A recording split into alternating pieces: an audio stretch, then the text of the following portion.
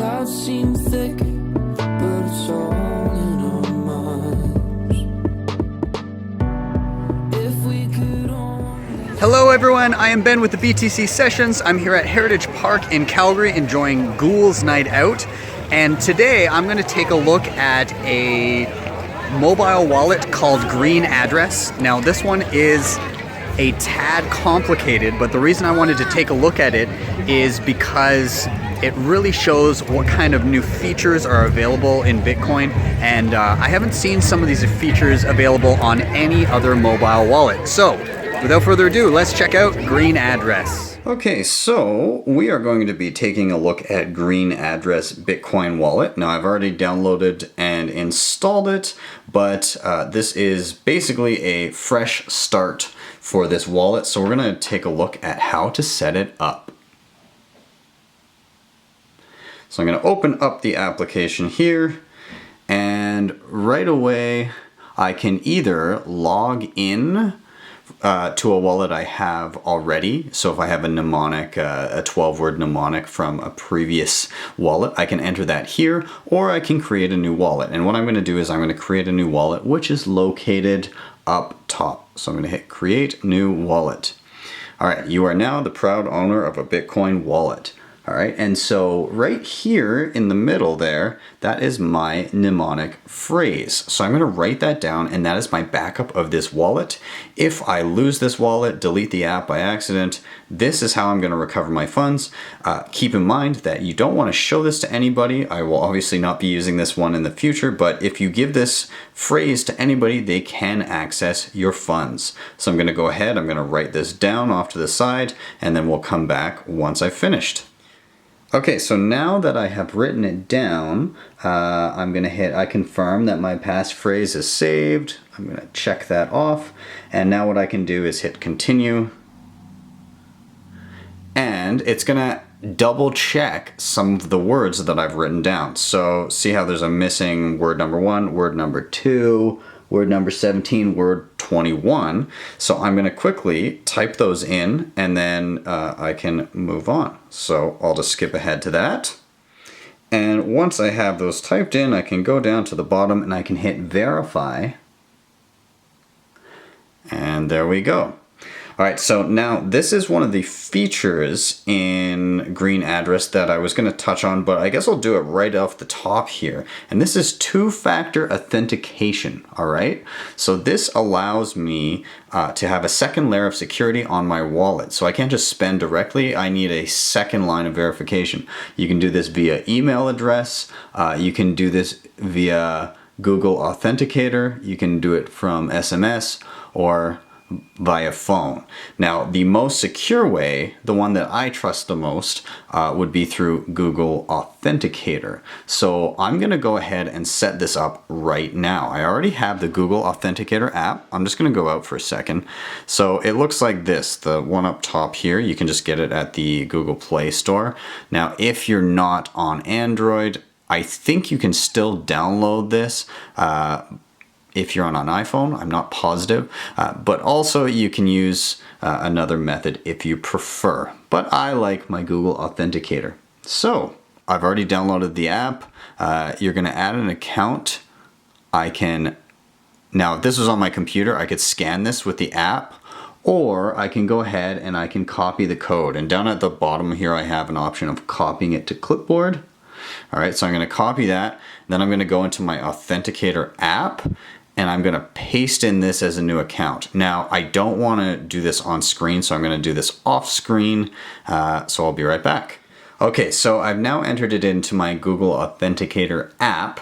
If you're unfamiliar with how to do that, there are lots of tutorials online about how to work that particular app, but the reason I didn't want to open it on screen is because I have other accounts on there and I didn't want to advertise that fact. So I'm done with that. I'm going to hit close down at the bottom, and that's all set up. Okay, now it says confirm your code. You can go to your Google Authenticator app and it'll show a number to complete the two-factor authentication setup. So what's on the other screen for my Google Authenticator is there's basically like a countdown, and it adds a new code every, I believe, 30 seconds. So I can go over, copy that code, and then I can put it in for this little section here. It would do the same thing when I try to spend money. So I'm going to go ahead, I'm going to get that code, and I'll be right back. Okay, so I've copied it. I'm just going to hit paste, and I'm going to enable. All right, there we go. I'm going to hit continue for now. Okay, so it now asks you to enter a PIN number. So this is your third line of defense. You're going to have a PIN number on your wallet. I'm going to go ahead and I'm going to make a PIN number. I'm going to make a nice simple one for now. They typically recommend that you do a more secure one, but I'm just going to do 1, 2, 3, 4 just for the purposes of an example. There we go. And typically when I open up the app, it comes to the send screen. So this is what you're going to look at when you first get onto your green address application once it's set up. Now, you'll notice it's not really a home screen. It starts on the send screen, and your Bitcoin amount that you're holding is down below. All right, at the very bottom of the screen, you can see how much Bitcoin you have. On the main send screen, you can scan a QR code or paste an address. You can pick the amount that you'd like to send in millibits or US dollars. And there's something here that says instant confirmation, and that attaches a fee that is good enough to basically be confirmed instantly on the network. All right, you can also enter a memo down below, and you have options for reviewing your transaction and sending, or advanced options, which I will get into in a minute. Now your menu is up in the top left, and this is all of your other possible screens. So you can go to transactions, a list of past transactions here. There's nothing yet because we haven't done any. We were just on the send screen. The receive screen is similar. You have options to show your address. Okay, so if I do that, I can see my address. I can copy it to a clipboard. I can show my QR code so somebody could scan it. And I also have advanced options for this, which I'll get into momentarily. You have an address book where you can add in addresses which you'll use frequently. You also have your settings tab. We're going to get into this in a minute. And lots of sub menus in the settings. And then you can log out of your account. Okay, so that is it for the user interface. Again, typically when you open it up, you'll start on the send screen here. Okay, let's take a look at a couple settings you're probably going to want to start with changing before you do anything in green address. So we're going to go down to settings here. And first, I want to choose my local currency. Now I'm in Canada, so I'm going to hit this drop down button. And you can see US dollars, but there's lots of other currencies to choose from. So I'm going to look for Canadian dollars. And I find the most accurate price comes from Quadriga CX at the moment. So I'm going to pick that. Now you can also choose your Bitcoin amount. You can do regular Bitcoin, or you can do a smaller denomination like millibits, microbits, or bits. I prefer to see mine in full Bitcoin, okay? Okay, so I've changed the main things that I'd like to, and we'll get into the deeper settings in a minute, but let's go through some basic transactions.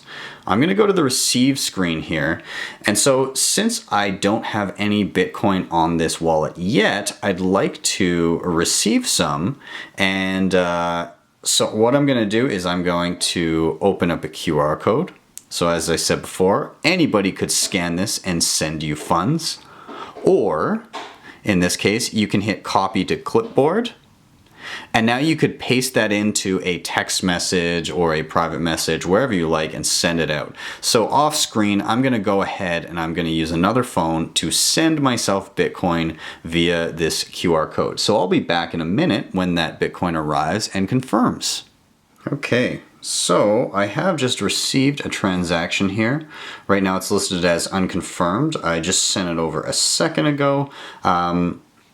Typically, wherever you are, you'll get a little pop-up like you briefly saw just there where it says Bitcoin transaction received, okay? If you go to transactions here up top, then you can see the details, where it came from, how much it is in your local currency and in Bitcoin, and the date.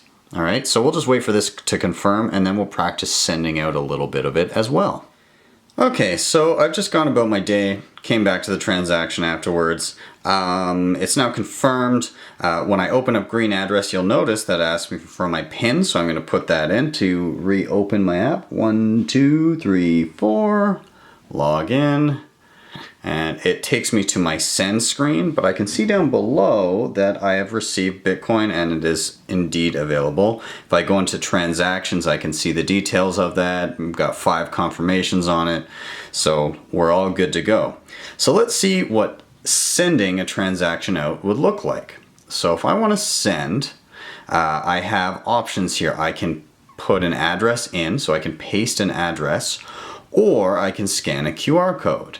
I have my amount of Bitcoin I'd like to send, amount in Canadian dollars if I prefer, and I can also hit for instant confirmation. So let's just take a look. I have a QR code off screen here that I'm going to scan. So I'm going to hit scan QR code. I'm going to allow it to access my camera. So let's just scan the QR code off screen here for a second. Okay, so I've scanned a QR code and it gets pasted in. Now I do have other options here. So I could put in a certain amount. I could say, let's see, I've got 0.02 for Bitcoin available. So I could go 0.02, you know, something like that. And if I wanted to, I could hit instant confirmation. And this is going to bump up my fee quite a bit, but it'll guarantee that my transaction goes through right away. Okay. Now this is not the case. That's not what I want to do right now. So I just want to show you a couple other things of what you can do. Down here you have show advanced options. Okay. Now this is going to make your screen look a little bit different. So here now, again, I can put I can type in the amount that I want, or I can say sweep all the funds from the wallet. Okay. And I also have a manual input for my fee. Okay. So I do want to sweep all my funds. Okay. And then my fee, now this is per kilobyte. You can change that to a specific Bitcoin amount, but I'm going to do per kilobyte. And I can now adjust my Bitcoin fee to something that I feel is reasonable. I am going to pick a manual fee, and I can go ahead and check what a good fee to get is via bitcoinfees.21.co. That gives me a good idea of what the fees should be. And right now the mempool's a little bit full. Okay, so right now the recommended fee on 21.co that I'm looking at right now is 270 Satoshis per byte. I don't necessarily want to spend all that. Luckily, Green Address, they enable you to send Segwit transactions, or rather to have a Segwit address. And I do have a Segwit address on here. I'm going to show you how to get into that in a second, how to make sure you do indeed have a Segwit address. But yeah, I would like to spend maybe about half of what the regular Satoshis per byte are. So I'm going to do maybe, I don't know, 140. That's somewhere down the middle there. So when you're dealing with per byte and per kilobyte, a kilobyte is 1,000 bytes. All right. So to figure this out for kilobytes or Satoshis per kilobytes, 270 Satoshis per byte is 270,000 Satoshis per kilobyte. All right. Now, the easiest way to think of this is 270. Okay, we're going to go 3 decimal places over to start that. So 0.00, and then on the 3rd decimal place, I'm going to start with my 270.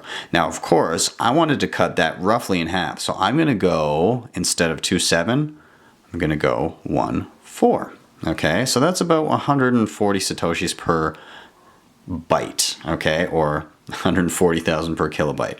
All right, so that's, yeah, I'm going to set my fee to that. I'm sweeping all of the funds out of the wallet, and I'm going to hit review and send. Okay, so I am sending to this address listed here, and I'm sending a fee of about $3.87. Again, it's high today because the mempool is pretty backed up, but it's I want my transaction to go through. So I'm going to go ahead and hit send. And now, this is the interesting part. So it asks, please provide your two-factor authentication code. Remember, we set that up, two-factor authentication. So I can't just go ahead and spend, it's asking me for a code. So off screen, I'm gonna quickly grab my code and copy it. Okay, so I've now copied it. I'm just gonna hit, and I'm going to hold to paste. I'm gonna hit okay. All right, so I have now sent off this transaction to the address specified. Now you're going to notice something nice here. This wallet has incorporated something called RBF, or replace by fee. So let's say all of a sudden there were a ton more transactions on the Bitcoin network and my transaction was not going through as quickly as I liked, and I'd like it to be quicker. Down here it says bump fee.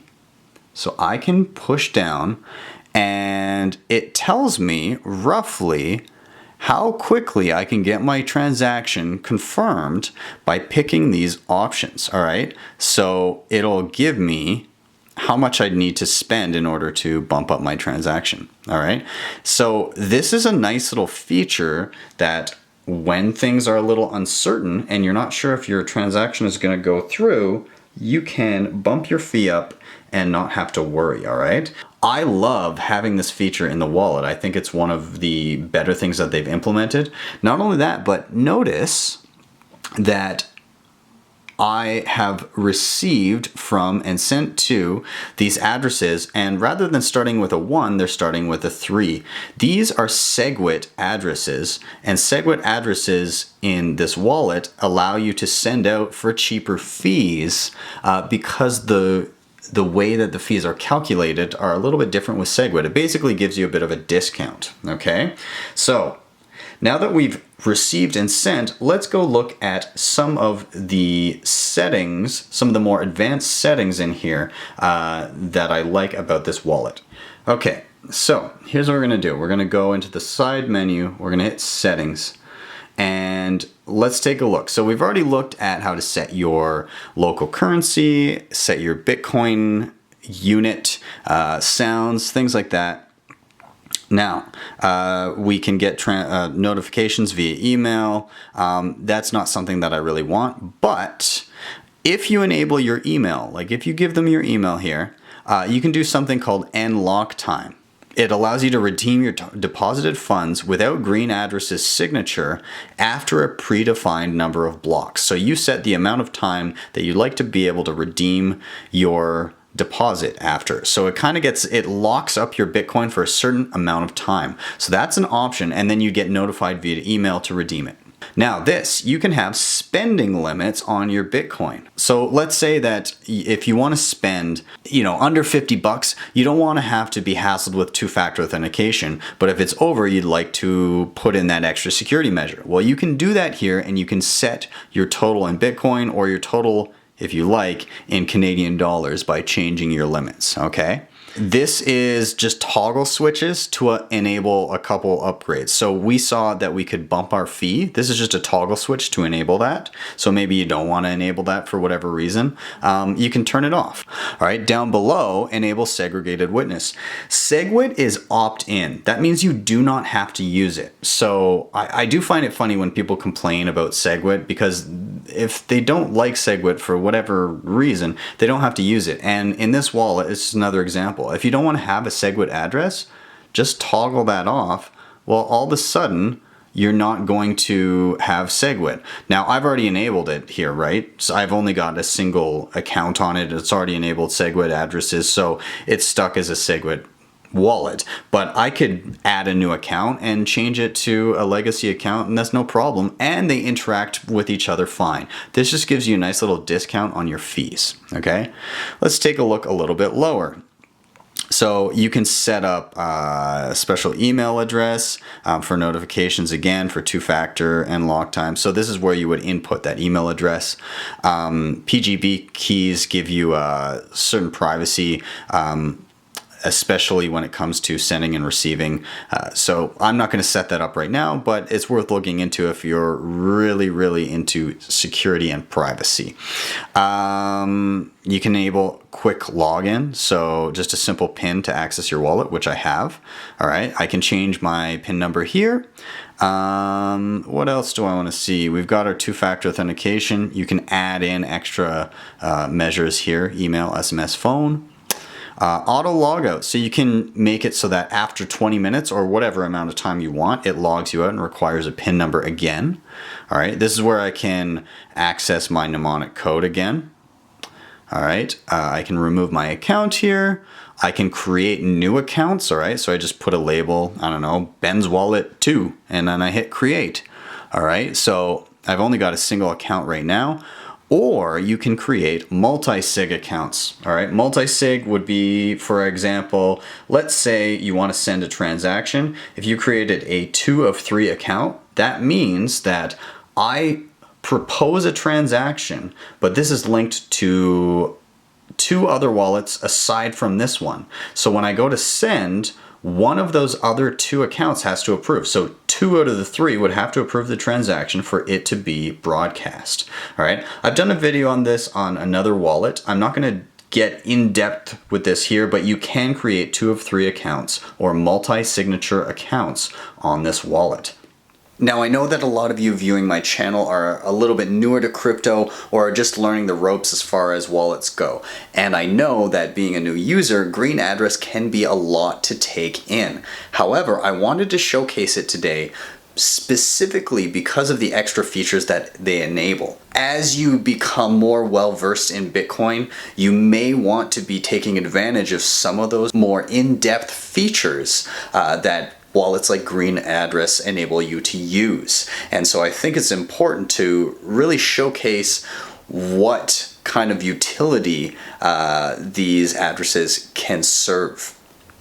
I'm sure over time that the user interface will become more and more friendly and people will become more and more familiar with some of the features. But all in all, while it's not entirely perfect, I think it is a pretty great wallet. So I encourage you to try it out. Even if it doesn't become your main wallet, they've done a fantastic job here.